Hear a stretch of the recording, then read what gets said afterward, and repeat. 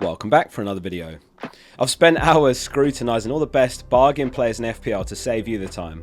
The budget players are kind of unsung heroes. For every 4mm defender there's a Haaland, Salah or Palmer etc. We've actually been spoiled this season as there's been a shift from FPL in how the promoted defenders are priced. We've never had so many to choose from that are expected to be starters for 4mm. And I've even found some 4mm starters for teams already in the Premier League. We're going to cover all positions though, so you won't miss a thing if you watch this through to the end. But let's start with the 4mm defenders, which are a hot topic at the moment. From Southampton there's two standouts, Howard-Bellis and Bednarek. Both of these should be the nailed centre-back pairing. Howard-Bellis started 40 games last season and he got 2 goals, 3 assists. He started every match he was available after making his Southampton debut. Bednarek started 39 games last season and he scored twice. Southampton, Leicester and Ipswich all fared similarly for expected goals conceded last season. Southampton with 1.15 xGC per 90, Leicester with 1.12 and Ipswich with 1.18. Leicester under a new coach though with Maresca at Chelsea now. So at Leicester, Fass is the 4mm pick. He started 43 games at centre-back last season and he scored twice. Vestergaard was first choice as well, he played 42 times. Cody and Sutar were the backups and they're 4mm. Cooper is Maresca's replacement, which could change the picture as we know that he likes to use a back three of wing-backs. Okoli, who's also 4mm, was possibly signed for this purpose, or he might go with the more experienced Cody in the back three. In a nutshell, Fass is the safe bet. Great for 2 points most of the time, with the occasional -2. If you know, you know. Ipswich are an interesting one, with the first 4mm fullback. Greaves and Wolfenden were left and right centre-back respectively last season. Greaves is the new signing and completely nailed. Signed on a 5-year deal from Hull and seemingly replacing Burgess, who was used in centre-back last season. So Wolfenden is expected to play right centre-back.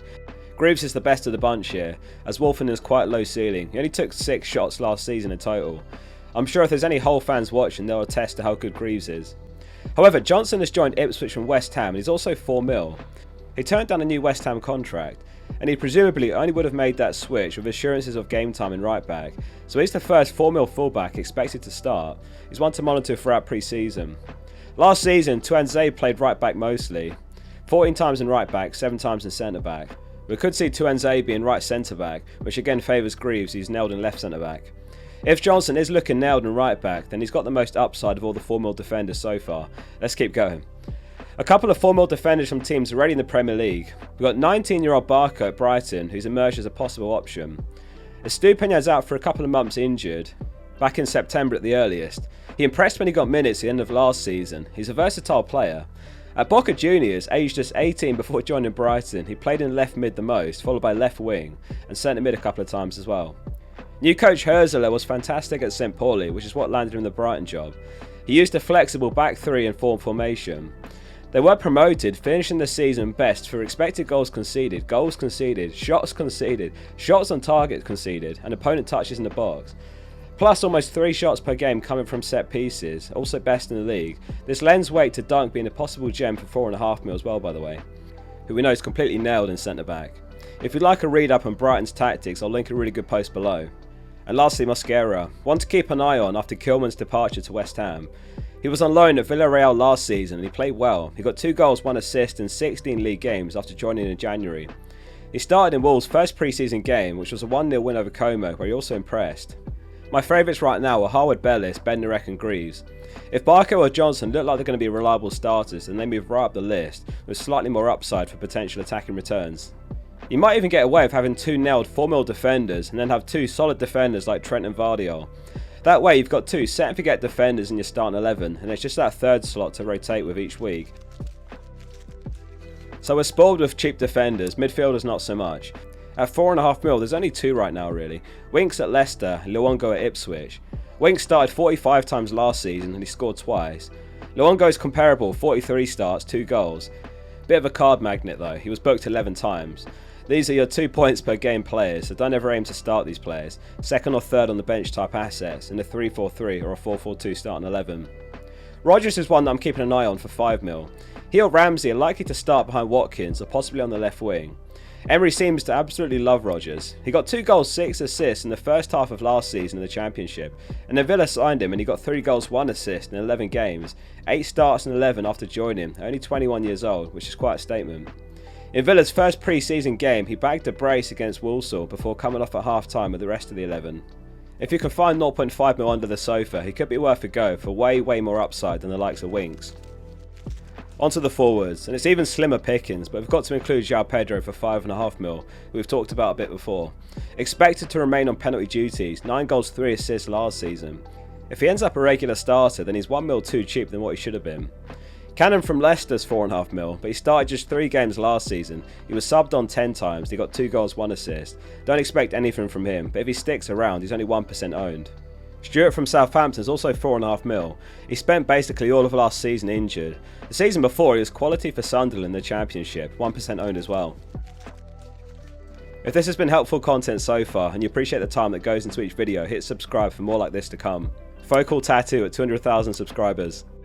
We've been spoiled with 4.5 mil defenders as well. These are my favourites. Leave a comment below for which ones you've got. Anderson, Konsa, Burn, Dunk, Mikalenko, Robinson, Van de Ven and Aït-Nouri. A quick overview of these. Anderson's got about 2 times the better minutes per expected goal involvement than Guehi last season, so he's my preferred option. Mitchell's also solid for 4.5 mil. Konsa's going to be first choice right back ahead of Cash this season. Their defence fell off towards the end of last season, but a huge factor was injuries to Kamara and a few other starters. Burns' nailed-ness is a bit of a question mark, but he's got the best opening fixture home to Southampton. He can play left back or centre back, though they have signed Kelly who can play the same positions, plus they do have Hall and Livramento who can play left back. Dunk's one of my favourites at 4.5 mil, leaning into defensive stats we mentioned earlier. Mikalenko had better points per match than the 5 mil centre backs Tarkowski and Bramford last season at Everton. Second best defence last season as well for clean sheets, and they've got a home fixture game week 1. Robinson plays left back and he's got the odd attacking return in him, but he is away to Man United game week 1, so not one to start. Van de Ven had a strong debut season, 3 goals in 27 starts, only 5 clean sheets though, which was a consequence of Ange's tactics, but still worth consideration. As is Aït-Nouri by the way for 4.5 mil, who gets the most advanced of all these players. He got 2 goals 3 assists last season. For example, if you use Scout's player comparison tool, one of the drop downs is average position. Mikalenko on the left hand side almost never had an average position in the opponent's half, while Aït-Nouri did plenty of times. You can look at a player's touch heat map, shot heat map, and some other useful stats like that to find some gems of your own. Finishing with the cheap keepers, another scout tool to make this easy is the fixture ticker one. You can filter by attack and defence, so let's go defence and then sort by difficulty. You can remove teams from the ticker, so let's remove all the teams that have keepers over 4.5 mil, and I'll speed this bit up. So Wolves are rock bottom, so although 4.5 mil is a great price for Salah, he's going to be one to scoop up for 4.4 mil later down the line I think. Brentford's fixtures are pretty poor as well, so Flecken might be one for later. Stating the obvious here to some of you, but keepers can rack up loads of save points in tougher fixture runs and still come out fine. In case you missed it, every goal conceded is -4 BPS starting this season, which is going to make it much harder for keepers to get into bonus points in my eyes. On top of that, shots on target are now +2 BPS, which swings it even more in favour of attackers and away from keepers. We've seen keepers score bonus points plenty of times in the past despite conceding due to the number of saves, but now those shots on target is adding more BPS to whoever's shooting on target. Going to be interesting to see how these changes play out, and as always remaining flexible is key. Palace are top of the ticker here for the opening 8 game weeks. Now I'm going to avoid the double up, so if I go for Henderson then it'll be no Anderson and vice versa. Chelsea have got one of the worst opening fixtures, but it's all about long term with keepers because you rarely make a keeper transfer. And if we get clarification on who the number 1 keeper is, Sanchez or Petrovic, they could be an absolute steal for 4.5 mil. Maresca played a very possession-based system in the Championship, which he's not going to be able to replicate against all Prem teams, but in theory there should be a better defence than Pochettino's defence. I do recommend playing around with the ticker and the other tools. For example, if I filter the opening 7 game weeks rather than 8, then Chelsea move all the way to the top, because the Liverpool away fixture is excluded. Use the link below to become a Scout member and get the 40% pre-season discount while you can. FPL focal tattoo at 200,000 subscribers, let's do it. See you soon for the next one.